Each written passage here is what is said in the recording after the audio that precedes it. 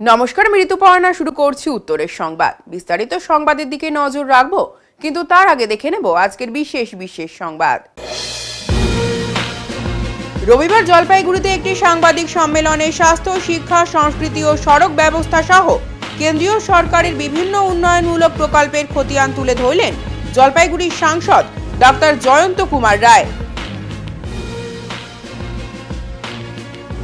ব্যবসায়ীর ওপর ধারালো অস্ত্র দিয়ে হামলার অভিযোগ উঠল, সেই সঙ্গে সোনার মালা ও আংটি ছিনতাই করারও অভিযোগ উঠেছে। ঘটনাটি ধূপগুড়ির ডাক বাংলো এলাকার।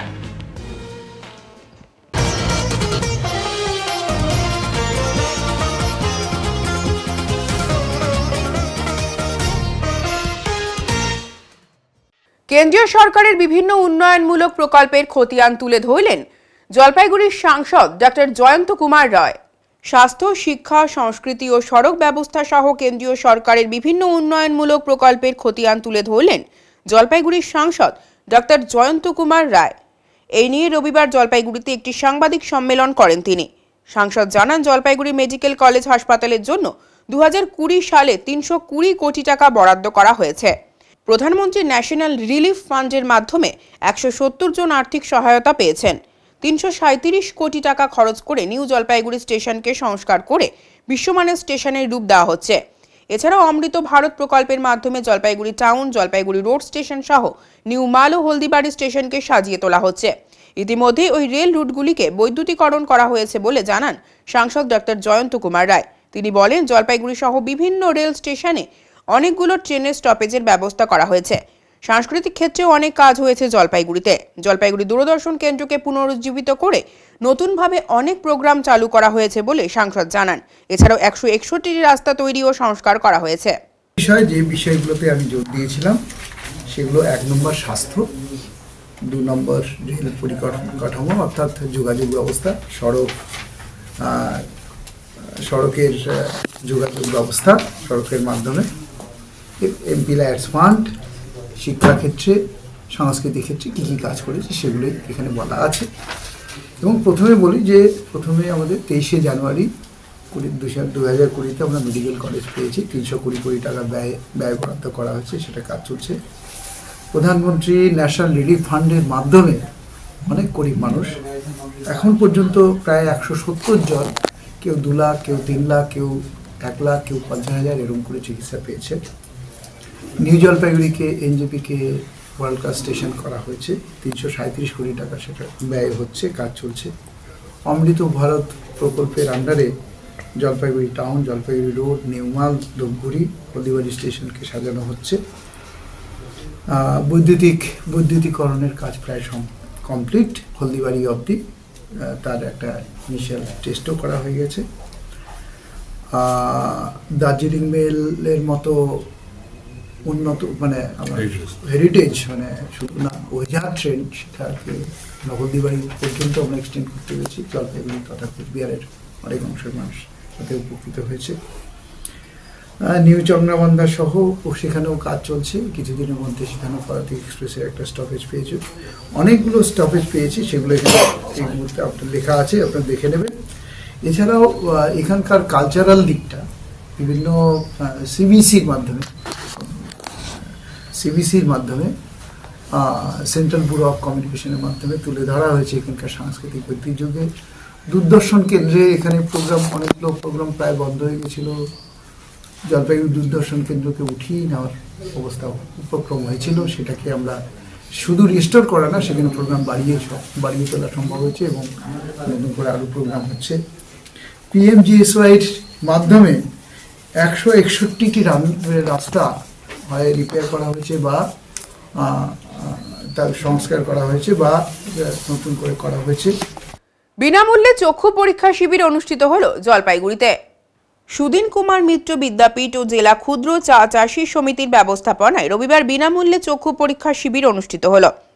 এই দিন কয়েক শতাধিক মানুষ এই শিবিরে এসে বিনামূল্যে চোখ দেখিয়ে চশমা নিয়ে যান। শিবিরটি উদ্বোধন করেন স্বপন কুমার সাহা ও অলোক সুধীর সরকার। রানীনগর সহ অন্যান্য বিভিন্ন জায়গার মানুষ এখানে এসে চোখের পরীক্ষা ও বিনামূল্যে চশমা নিয়ে যান। এই ধরনের উদ্যোগে উপকৃত হয়েছেন অনেক মানুষই। জলপাইগুড়ি ক্ষুদ্র চা চাষী সমিতি সঙ্গে দিল্লির স্প্রিং মিশন ফাউন্ডেশন এরা আমাদের সঙ্গে সহযোগিতার হাত বাড়িয়ে দিয়েছে। তাই আজকে এত সুন্দর একটা অনুষ্ঠান আমরা সফল করতে পারছি আর কি। কতজন আশা করছেন আপনারা? হ্যাঁ, কতজন আশা আমরা করছেন? 150 জন তো আশা করছি একদম।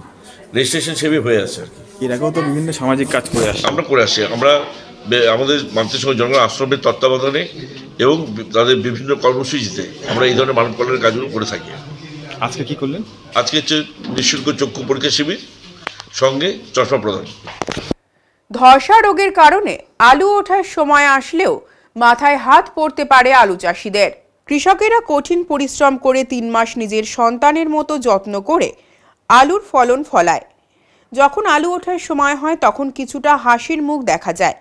কিন্তু এই বছর অরবিন্দ গ্রাম পঞ্চায়েতের সেবাগ্রাম এলাকার বেশ কয়েকটি আলু চাষি নিজেদের জমিতে কয়েকশো বিঘা আলু চাষ করেছিলেন। কিন্তু হঠাৎ কয়েকদিন আগে অসময়ে কুয়াশায় তাদের মাথায় হাত পড়তে পারে। কারণ আলু ওঠার আগেই গাছের অবস্থা খারাপ হয়েছে। আলু চাষিরা বলছেন এটা ধসা রোগ, ফলে দুশ্চিন্তার মধ্যে পড়তে হচ্ছে আলু চাষিদের।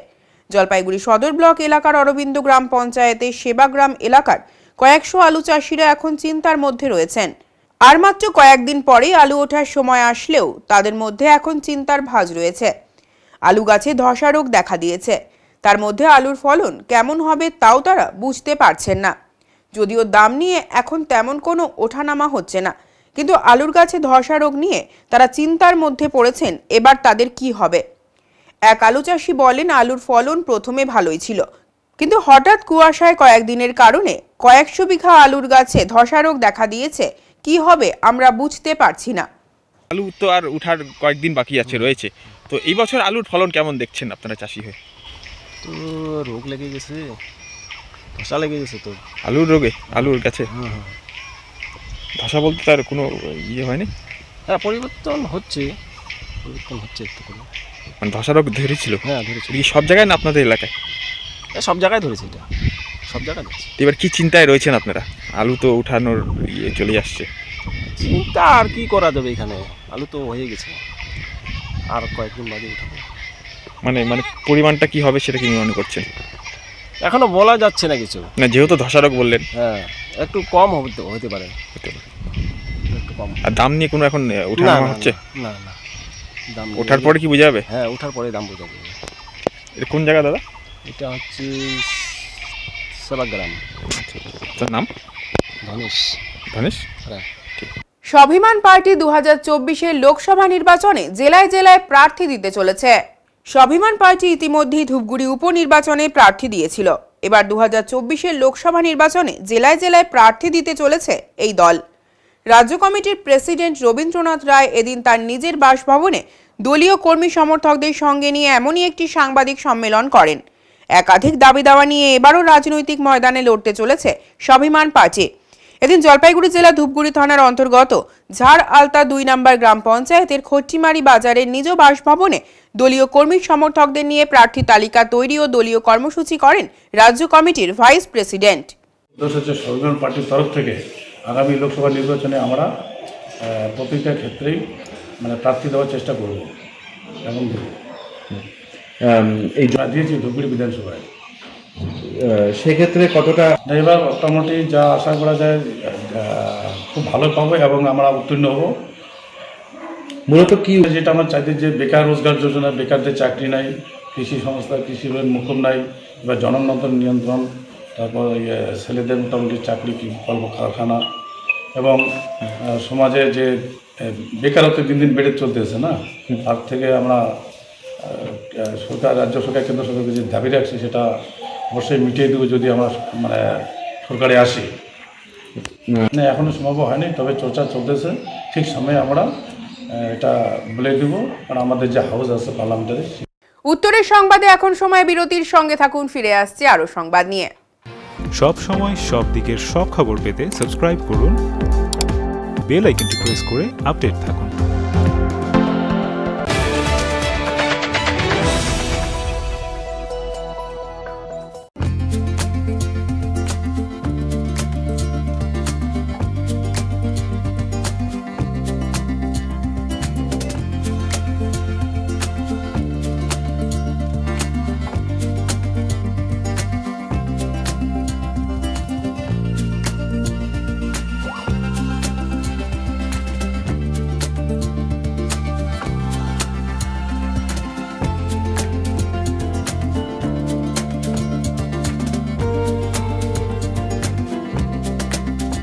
আপনার শহরে প্রসিদ্ধ লৌহ বিপণী কেএস আয়রন হাউসের তরফে সকলকে জানাই প্রীতি ও শুভেচ্ছা। এখানে আপনি পাবেন নামি দামি ব্র্যান্ডের সকল প্রকার লৌহ সামগ্রীর বিপুল সম্ভার। এখানে পাবেন square pipe, round pipe, angles, square bar, পাতি, শীট, টিনের বিভিন্ন আইটেম। এছাড়াও রয়েছে all type of grill and আলমারি ফ্যাক্টরি আইটেম। প্রতিষ্ঠিত মার্বেল ব্যবসায়ী দীপেন্দ্র চক্রবর্তী ও তার সহধর্মিনী মৌসুমী চক্রবর্তীর কেএস আয়রন হাউসে প্রতিটি জিনিসই পাবেন রিজনেবল প্রাইসে। তাই এবার আর বাইরে ছুটতে হবে না আপনাদের। লোহা ও লৌহজাত সামগ্রী সুলভ মূল্যে কিনতে তাই আজই আসুন। আমাদের ঠিকানা কেএস আয়রন হাউস, 4 নম্বর ঘুমটি, জলপাইগুড়ি।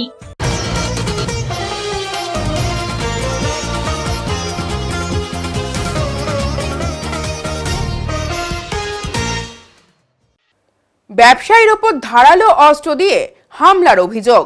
ব্যবসায়ীর ওপর ধারালো অস্ত্র নিয়ে হামলার অভিযোগ, ছিনতাই করার অভিযোগ, সোনার মালা ও আংটি।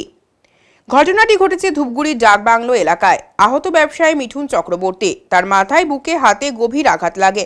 মিঠুন চক্রবর্তীর ওপরে লোহার রড, বাঁশ নিয়ে হামলা চালানো হয় বলে দাবি। এমনকি পাথর দিয়ে মাথা থেতলে দেওয়ার চেষ্টা করা হয় বলেও অভিযোগ। ঘটনার সূত্রপাত শুক্রবার রাতে ধূপগুড়ি জেলা পরিষদ ডাকবাংলোর সামনে। এক বন্ধুর সঙ্গে তখন আড্ডা দিচ্ছিলেন মিঠুন চক্রবর্তী।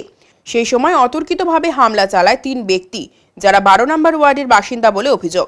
গুরুতর আহত ও রক্তাক্ত অবস্থায় ব্যবসায়ীকে ধূপগুড়ি হাসপাতালে নিয়ে যাওয়া হয়। সেখানে তার প্রাথমিক চিকিৎসা হয়।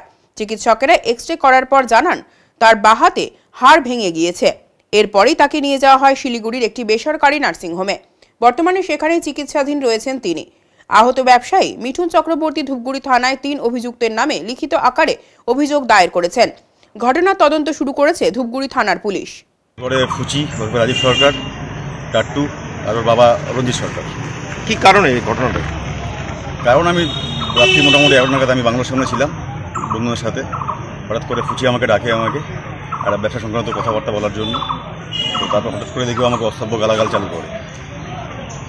তারপরে ওর বাবা আসে, ওর দাদা ভাই আসে, নাম টাট্টু, এসে আমার উপরে আক্রমণ চালু করে রড দিয়ে এবং ধাতালো অস্ত্র দিয়ে। পুলিশের কাছে অভিযোগ জানিয়েছেন? হ্যাঁ, পুলিশের কাছে অভিযোগ জানিয়েছে। হাতে ফ্র্যাকচার হয়েছে। পুলিশ কি বলছেন? পুলিশ বলছে আচ্ছা ব্যাপারটা দেখবে আর কি। ঘটনার পর কতটা আতঙ্কিত আপনি? ঘটনার পর আমি পুরোই আতঙ্কিত। আমার নিরাপত্তার দরকার আমার। আপনার নাম? আমার নাম মিঠুন চক্রবর্তী। উত্তরবঙ্গ ক্ষেত্রীয় গ্রামীণ ব্যাংক ওয়েলফেয়ার অ্যাসোসিয়েশনের বার্ষিক সাধারণ সভা অনুষ্ঠিত হল জলপাইগুড়ি শিক্ষক ভবনে। সমস্ত রাজ্যের গ্রামীণ ব্যাংকগুলোকে একত্রিত করে জাতীয় গ্রামীণ ব্যাংক প্রবর্তক ব্যাংক থেকে গ্রামীণ ব্যাংককে সম্পূর্ণ পৃথকীকরণ, সমস্ত চুক্তিভিত্তিক ও দৈনিক মজুরি প্রাপ্ত কর্মচারীদের স্থায়ীকরণ, অবিলম্বে 0 পদে কর্মী নিয়োগ, সমকাজে সমবেতন, ব্যাংক কর্মচারীদের নিয়ম অনুযায়ী পদোন্নতি, পেনশন, গ্র্যাচুইটি বৃদ্ধি সহ বিভিন্ন দাবিতে উত্তরবঙ্গ ক্ষেত্রীয় গ্রামীণ ব্যাংকের অবসরপ্রাপ্ত সমস্ত স্তরের কর্মচারীদের সংগঠন উত্তরবঙ্গ ক্ষেত্রীয় গ্রামীণ ব্যাংক ওয়েলফেয়ার অ্যাসোসিয়েশন বার্ষিক সাধারণ সভা অনুষ্ঠিত হল জলপাইগুড়ির শিক্ষক ভবনে। সম্মেলনের উদ্বোধন করেন অল বেঙ্গল গ্রামীণ ব্যাংক রিটায়ার্ড এমপ্লয়িজ অ্যাসোসিয়েশনের সভাপতি প্রশান্ত নাথ চৌধুরী। অন্যান্যদের মধ্যে বক্তব্য রাখেন ব্যাংক এমপ্লয়িজ ফেডারেশন অফ ইন্ডিয়ার জলপাইগুড়ি জেলা সভাপতি মৃণাল রায়, সিদ্ধার্থ ঘোষ সম্পাদক, উত্তরবঙ্গ ক্ষেত্রীয় গ্রামীণ ব্যাংক রিটায়ার্ড এমপ্লয়িজ অ্যাসোসিয়েশন।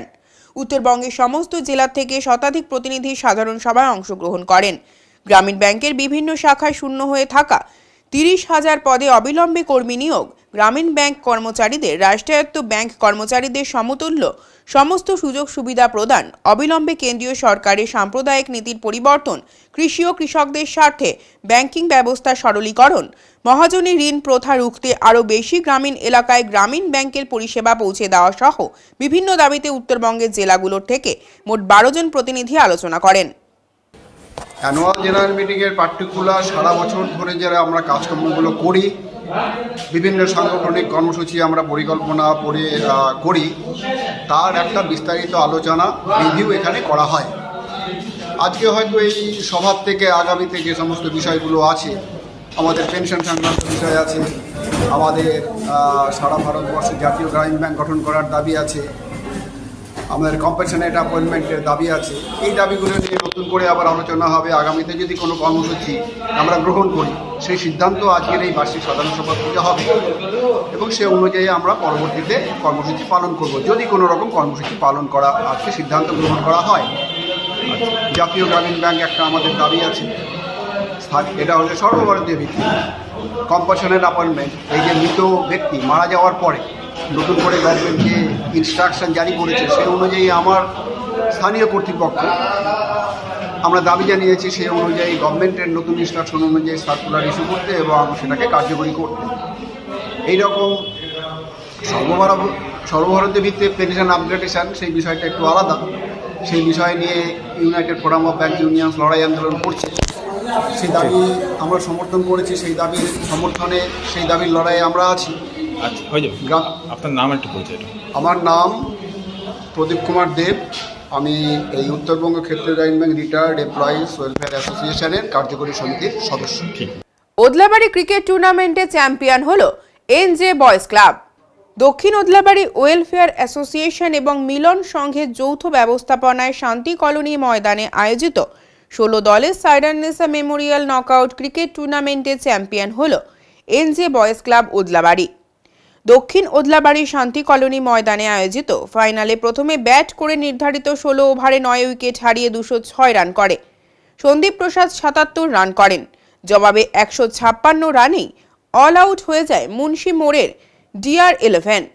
অঙ্কিত রায় সর্বোচ্চ 46 রান করেন। ব্যাটে 77 রানের পাশাপাশি বোলিংয়ে DR11-এর 3 উইকেট দখল করে ফাইনালে সেরা খেলোয়াড় হওয়ার পাশাপাশি টুর্নামেন্টেও সেরা খেলোয়াড় মনোনীত হয়েছেন এনজে বয়েসের সন্দীপ প্রসাদ। খেলা শেষে বিজয়ী দলের হাতে চ্যাম্পিয়ন ও রানার আপ দলের হাতে ট্রফি ও নগদ আর্থিক পুরস্কার তুলে দেন ওদলাবাড়ি গ্রাম পঞ্চায়েতের উপপ্রধান তাজিরুল হক, ট্রফি দাতা শাহিদুল ইসলাম প্রমুখ।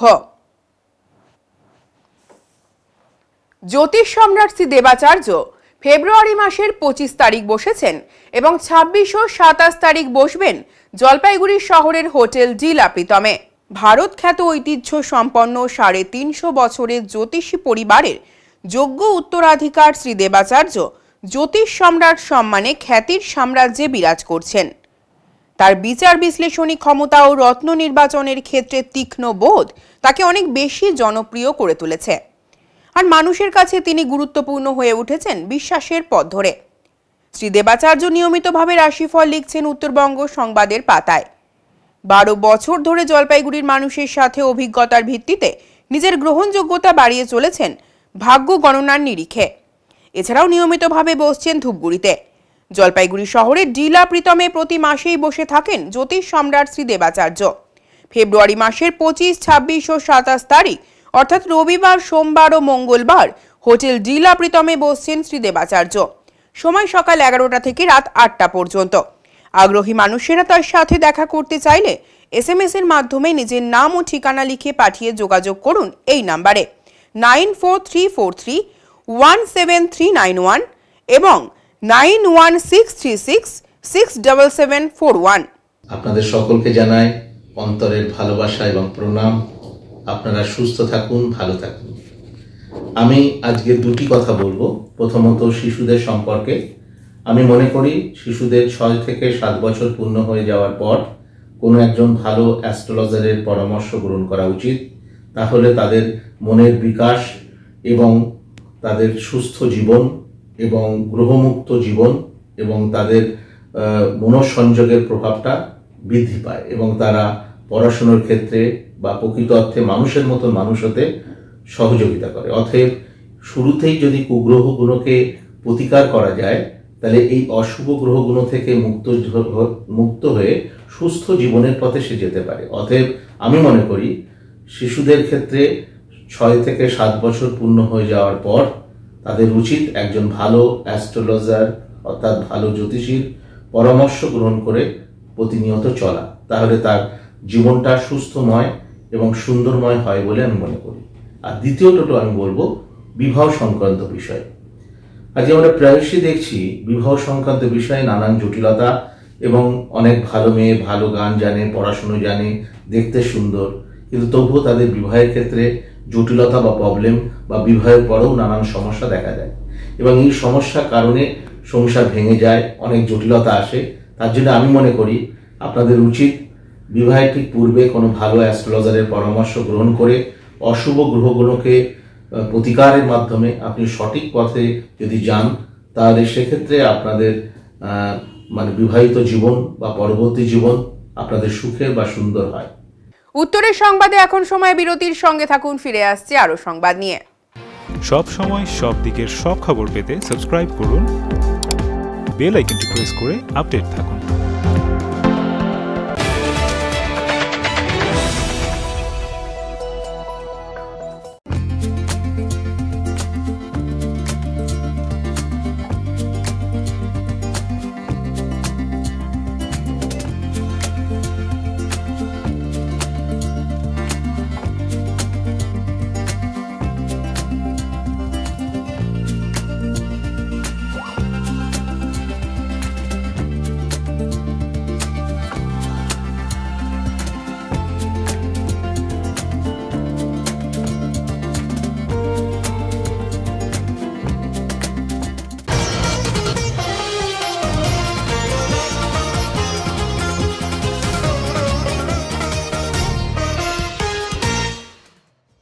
জলপাইগুড়ির লোটা দেবী কালী মন্দিরে ৬৭তম কালী পূজা উপলক্ষে ভক্তদের ঢল।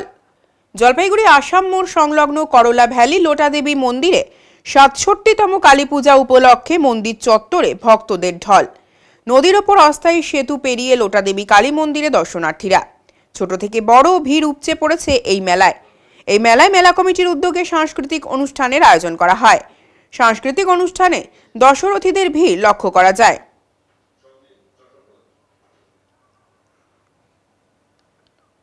এখন আবহাওয়ার সংবাদ।